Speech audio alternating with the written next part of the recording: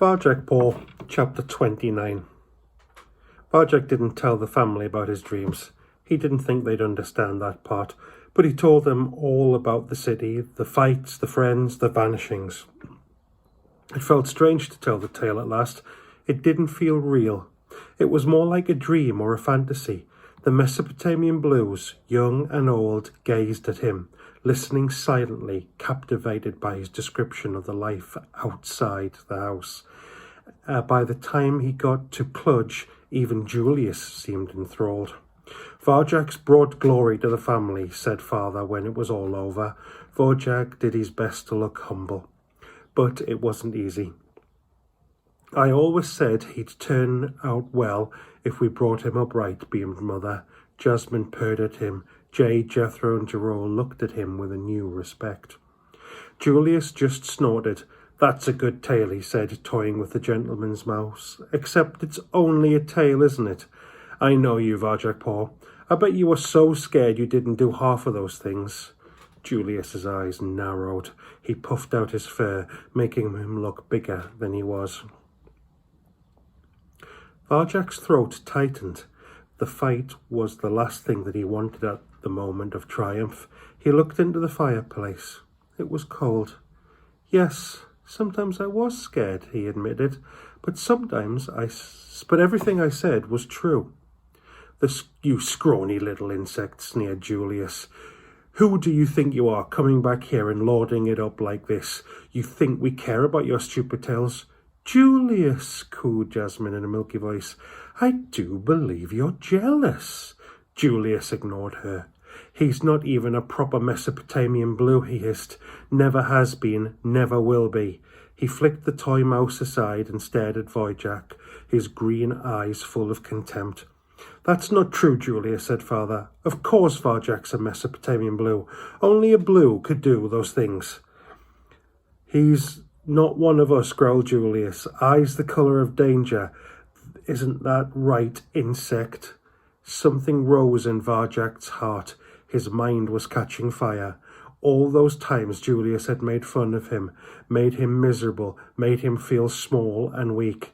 Don't call me that, he said. Insect, said Julius. I don't like it. I never liked it.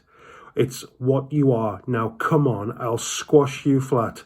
Something snapped in Varjak. All right, he heard himself yell. Don't, Varjak, said Jasmine. He'll kill you. Julius hissed at her. She shrank back and was silent like the rest. Varjak's face was burning. He had no choice now. He would have to go through with it. Varjak and Julius started to circle each other, stalking around the Contessa's empty armchair. Excuse me. The family made a ring around them. Everybody was watching, silent, with bated breath. Varjak breathed in 2, 3, 4, and dropped smoothly into slow time. Julius glared at him with scornful green eyes and bared his teeth. Varjak glared back, bared his own teeth, Julius looking surprised. Come on, Julius Paw, said Varjak. Squash me flat. Julius lunged in. He was quick for a cat his size, but Varjak was quicker, more agile, a moving circle of pure energy. He stepped aside. Julius bit heavily into space. His teeth cracked together. It sounded painful. Don't ever call me insect again. Julius roared. He raked out with a strong silver blue paw. Varjak was too fast once more. Julius missed and lurched into the armchair. Jay, Jethro and Jerome giggled. They were laughing at his moving circle? Varjak turned them to see them giggling at Julius instead. He smiled, but as he looked away, Julius came at him and cracked the side of his face with his vicious strength. Varjak staggered back. He hadn't expected that. It hurt. Insect, thundered Julius. Now you've made me angry. He launched a fury of claws. Senses reeled. Varjak dived away just in time. If he had just kept breathing, kept the moving circle going, or Julius would finish him. He dodged the furious attacks and followed, becoming a shimmer that Julius couldn't hit. The attacks grew wilder, angrier. Varjak stayed a step ahead, just out of reach as his big brother closed in, until Julius threw everything he had at him in one massive blow. There was no avoiding this one. Varjak had to meet it head on. He breathed out, 2, 3, 4, went deep into his circle.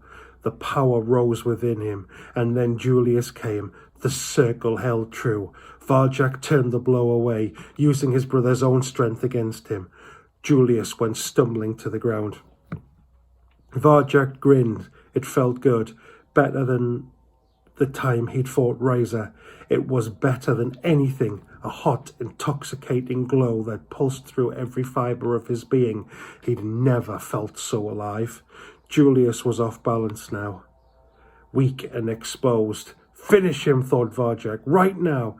Let loose the energy. He'll never fight again. Do it! No. Enough, Varjak said. Enough and no more. Julius shook his head.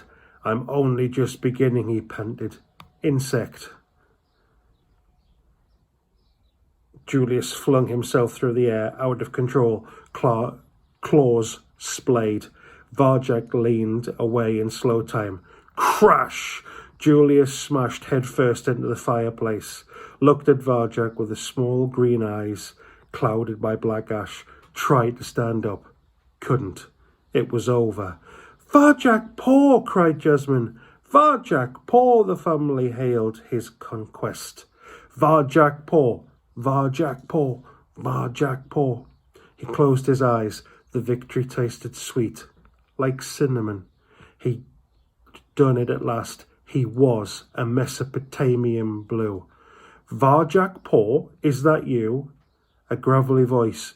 Varjak's heart skipped a beat. Holly! Varjak, I'm here.